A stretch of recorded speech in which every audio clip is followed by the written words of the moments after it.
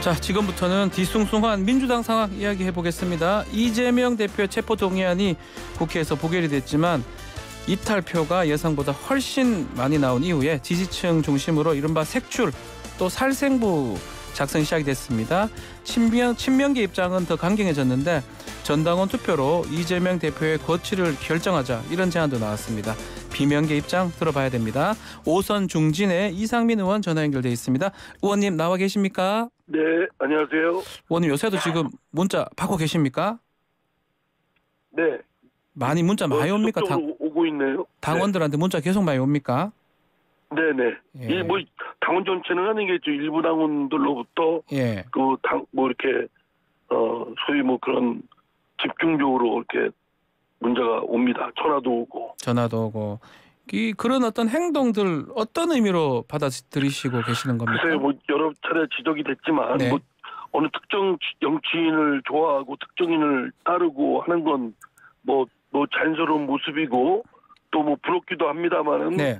그런데 그것이 지나치고 다른 사람에게 대해서 인격적 모독이라든가 또는 압박이라든가 이런 게 경도가 지나치면 이제 그 안 하면 못한 그 폐해가 있고 다른 사람에게 피해를 주는 거죠. 그런 이그러진 또는 잘못된 것을 그 고치자고 하는 것이 우리 당이 나아갈 방향인데 아직도 그런 모습을 완전히 벗어나지는 못했다라는 생각이 듭니다. 이재명 대표 역시 지지층을 향해서 좀 자제를 해달라 당부를 하긴 했지만 그 내용이나 그 기저에 좀 보면 비명계 의원들이 혹시나 이거 체포 동의안 처리 문제를 공천하고 좀 활용한 거 아니냐 이런 불만이 있는 것 같습니다. 이 부분은 어떻게 보십니까? 이제 비명계라는 것도 네. 또 친명계라는 것도 뭐 물론 두드러지게 이제 반대하고 앞장선 의원들이 있기 때문에 그분들은 알 수 있진 모르지만 예. 의원들 전체를 뭐 비명, 친명 이렇게 나눠지는 것만은 아니거든요. 또는 뭐 경우에 따라서는 친명일 수도 있고 또 비명일 수도 있고 비판적으로 볼 수도 있고 어떤 때는 또 지지할 수도 있고 뭐 그런 거일 뿐이지. 네. 무슨 뭐 이재명 대표에 대해서 기준점을 세워놓고 뭐 여기는 한 그룹은 비명이다, 한 그룹은 친명이다 이렇게 하는 건 단정을 개별 의원들한테 하는 것 자체가 잘못된 것이고 네. 그런 전제하에 어떤 의원들이 어떤 표를 냈는지를 어떻게 합니까? 그거를 확인할 수도 없고 또 확인해서도 안 되는 국회법상 비밀 무기명 투표인데 네. 그걸 가지고서 지금 뭐 색출이다 또는 뭐 살생부다 이런 좀 살벌한 얘기들이 오고 가고 더구나 민주정당에서는 있을 수 없는 그런 색출이라는 말이 나오는 건 그건 해서는 안 되죠.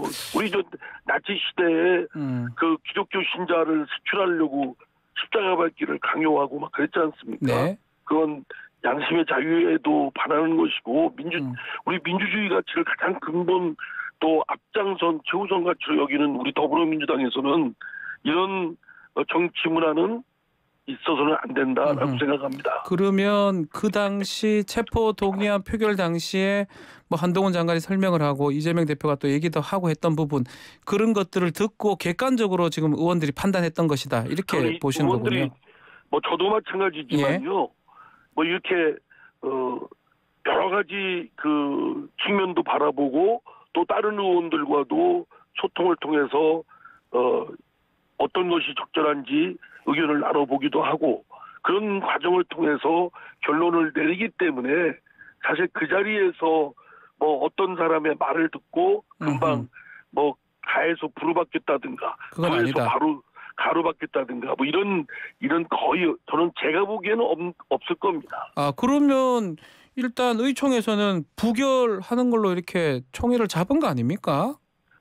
그건 보는 시각에 따라서 다른 겁니까? 여러 입장이 있을 수 있는데 예. 그것이 뭐 전체 의원들이 의사를 다 구속시킬 정도의 지속할 정도의 그런 정도는 아니라고 생각되고요. 네. 그런 또 그것이 전체 의원들의 의사결정을 다 기속할 정도로 그렇게 그 과정이 철저하고 치열하게 이루어졌다고 보긴 좀 어렵습니다.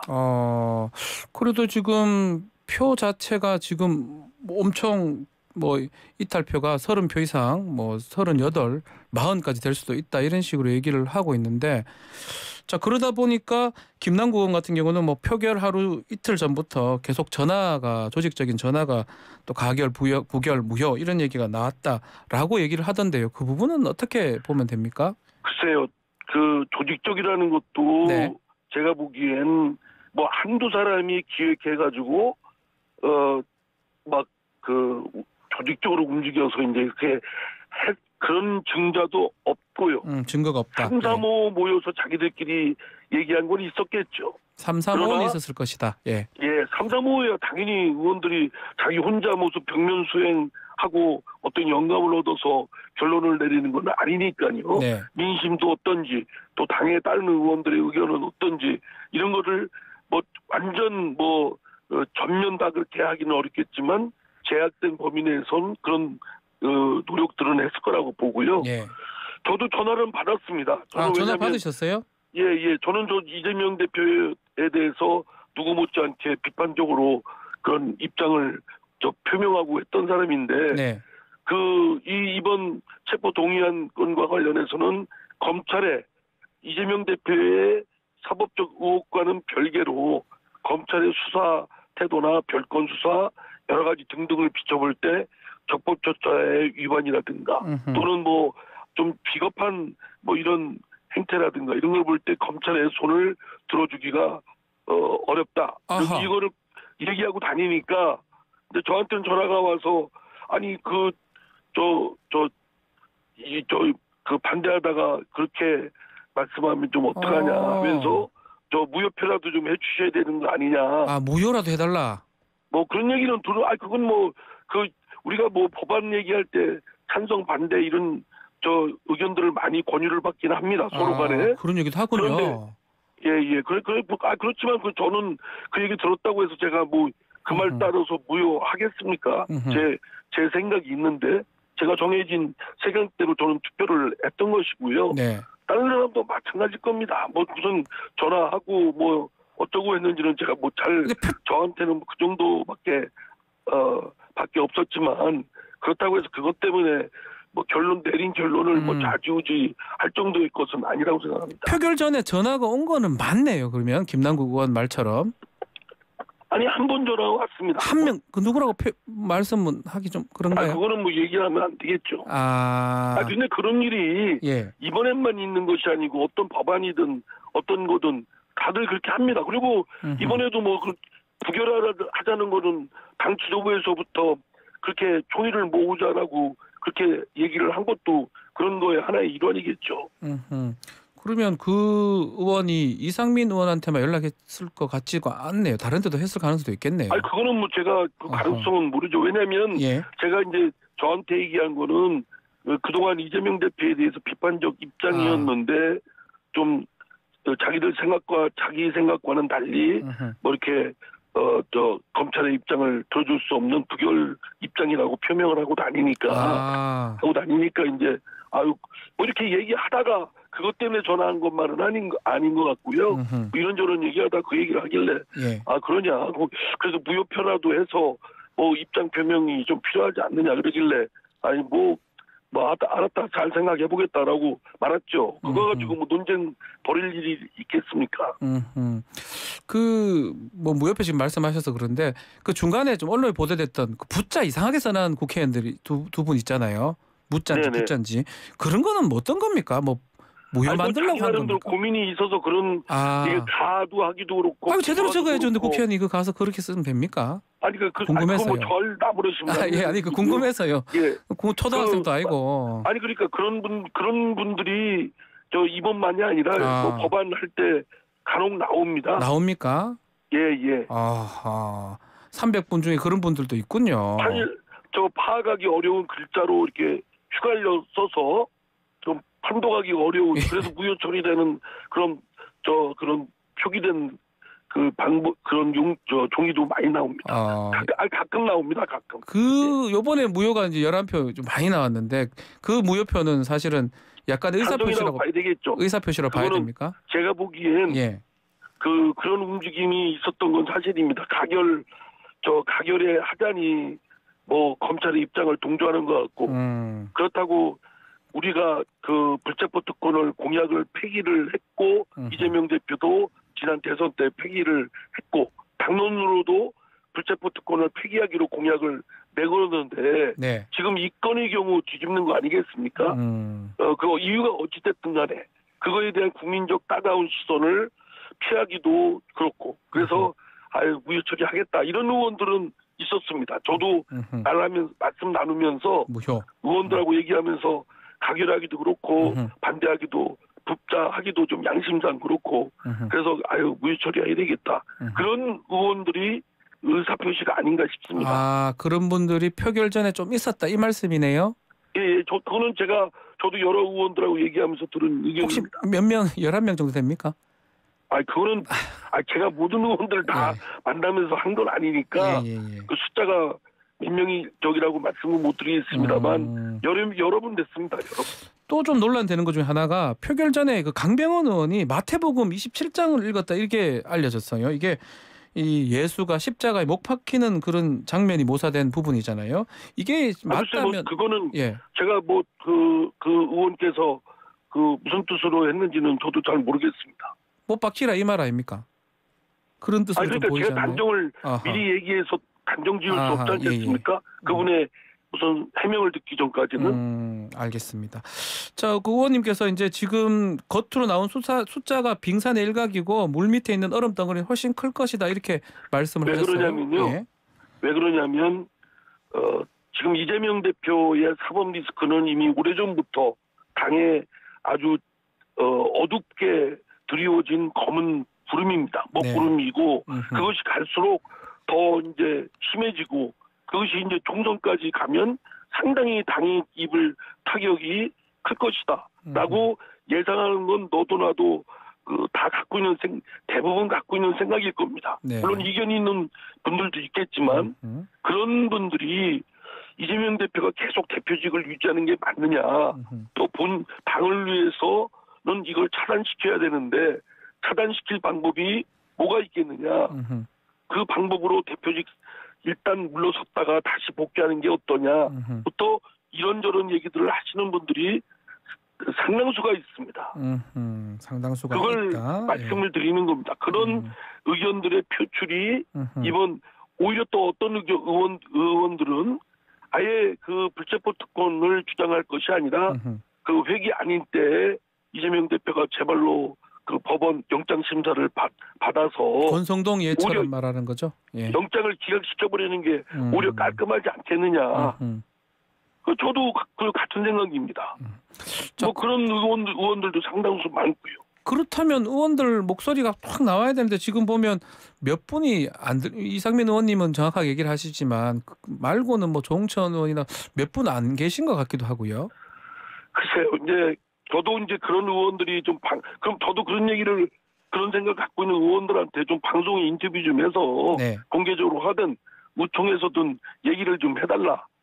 그래야 저 당대표도 현실을 인식하고 하지 않겠느냐. 인터뷰 요청을 거의 안 받아주십니다. 다들 주저합니다. 왜냐하면 당내에 당대표 신상에 관한 문제고 그 뭐 좋은 얘기도 아닌 걸 쉽게 저도 당대표에 대해서 비판적으로 하지만 쉬운 거 아닙니다. 그거 그럼 사실 그 어떻게 남한테 앞에서 그렇게 좀 매몰찬 얘기를 하기가 쉽지 않지 않습니까? 뭐 그런 인정상 문제도 있겠고 또 당내에 이재명 대표의 지지자들로부터 또 거세게 또 항의를 받는 그런 부분에 대해서 꺼려하는 부분도 있을 테고 뭐 복합적이겠죠. 그러다 보니까 마음은 갖고 있지만 밖에 나와서 얘기하는 것은 조금 꺼려한다 이 말씀이네요. 사안을 보는 것보다는 상당히 크고 나온 그 숫자보다는 그 모든 일이 그렇지 않습니까? 겉으로 드러난 그 물 위에 그 얼음 조각보다는 사실 그 물 밑에 있는 얼음 덩어리가 더 큰 것이 뭐 그게 오히려 평상적이고 자연스러운 모습이고 이번의 경우도 그렇다라는 말씀 드린 겁니다. 자, 뭐 이게 뭐 비명계라고 하기도 지금 말씀하신 그 구별하기 어렵다고 말씀하셨으니까 이 이재명 대표에 대한 수사 자체를 이 한편에서는 정적 제거용 뭐 이런 정치 수사다. 지난 대선 때부터 했던 경쟁자를 제거하기 위한 이렇게 보는 측도 있는데 그렇게 아니라고 보는 좀 측면도 있는 건가요? 그게 뭐 단선적으로 그렇다 안 그렇다가 아니고 이재명 대표에 대한 정치 단합이나 민주당에 대한 정략적인 의도가 섞여 있는 거는 능히 짐작이 되죠. 네. 뭐 확증은 제시할 수는 없어도 여러 가지 정황을 추론할 때 이재명 대표 또는 민주당에 대한 또 정치 탄압용 또는 정략용까지 네. 능히 짐작할 수 있는 정황들은 많고요. 네. 그러나 그것만 있는 것이 아니라 이재명 대표의 사법적 의혹은 이미 성남시장, 경기도지사일 때 그런 불거진 문제들이 지금까지 지속되어 오는 거 아니겠습니까? 그거는 이재명 대표의 사법적 의혹적인 측면도 있는 것도 또 측면이고요. 그게 네. 혼재되어 있죠. 알겠습니다. 그래서 어느 쪽만 있다라고 하기는 좀 아니다고 생각됩니다. 그렇지만 우리 이상민 의원께서는 이번에는 검찰이 너무 좀 절차에 맞지 않았다 이렇게 보셨던 거고요. 너무 별건 수사가 남발하고 있고요. 그냥 뭐 나올 때까지 말하자면 먼지가 나올 때까지 털어버리는 그런 수사, 마구잡이 수사가 있었기 때문에 예. 또 절차도 적법 절차를 위반하는 그런 것들이 많았고 또나 무슨 정목 의원이 그 김용 정진선 씨를 만난 그런 것들을 네. 그런 교도관이 앞에서 다 적는데 그걸 마치 증거인멸의 정황이다라고 하는 그런 것들이 너무 옹색하고 네. 이런 것들을 볼 때 검찰의 수사나 이런 입장이 그런 거에 손을 들어주기는 어렵다고 생각됩니다. 자, 안민석 의원이 지금 긴급 중앙위 소집해서 당대표 사퇴 여부 한번 당원들한테 물어보자 이렇게 제안을 했는데 그 부분은 어떻게 보십니까? 아니 그건 뭐 안민석 의원의 개인적인 의견이고요. 예. 그렇게 해결이 이 사태를 해결하고 수습하는 게 중요하지 않겠습니까? 그런데 그렇게 뭐 당원들이면 권리당원 대부분이 이재명 대표의 그 열띤 지지자들인 것은 다 알고 있는데 그런 걸 통해서 하겠다고 하면 그거는 그냥 쌈하고 끝장을 보겠다는 얘기인데 그렇게 해서 내는 건 적절한 것도 아니고 네. 또 안민석 의원도 그게 이루어질 것으로 생각하고 한 것은 아닐 겁니다. 그냥 뭐 감정상의 표출이 아닐까 싶은데요. 네. 그러니까 지금의 문제는 그렇게 접근해서는 안 되고 지금 어쨌든 이재명 대표가 갖고 있는 사법적 의혹 앞으로 수사가 더 가중될 때고 재판도 또 많아질 때고 이런 문제들을 당에 미치는 영향을 어떻게 하면 최소화시키고 또 차단시킬 수 있을까 이런 것이 그 지혜를 모으는 것이 필요하다고 생각됩니다.